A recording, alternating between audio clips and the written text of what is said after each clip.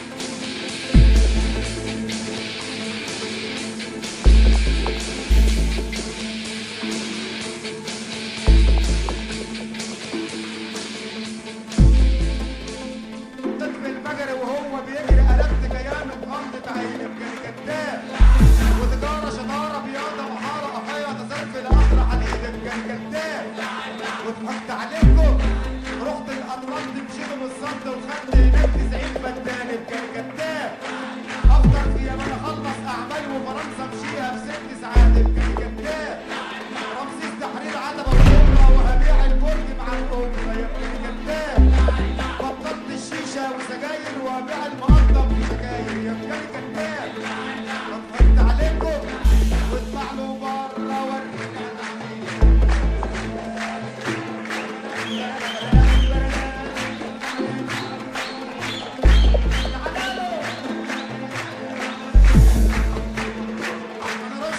على هدومي طلع كتاكيت وفراخ رومي يا رجالي كداب.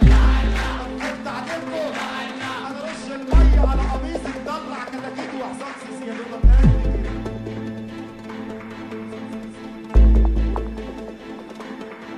يا رجالي كداب. انا رش الميه على حجري طلع كتاكيت وفراخ تجري يا رجالي كداب. انا رش الميه على الحيطه طلع كتاكيت تعمل زيت.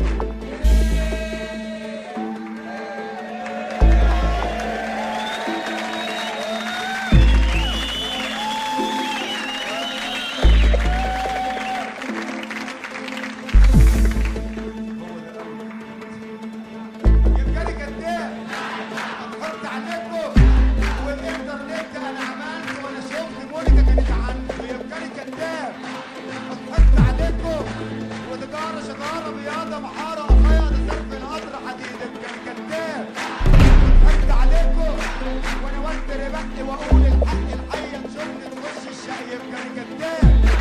بتحط عليكم افطر في يابان اخلص اعمال وفرنسا امشيها في 6 ساعات كان كداب. وده عمرو دياب زعلان مني وعايزني اطبل وشغالني يا كان كداب. وتحط عليكم العب بدناش واخطف قشاش وشريط القطر اعمله ببيوني كان كداب. بتحط عليكم وانا وتر بحق واقول الحق الحي تشوفني تخش الشقيب كان كداب. بتحط عليكم ولا كداب.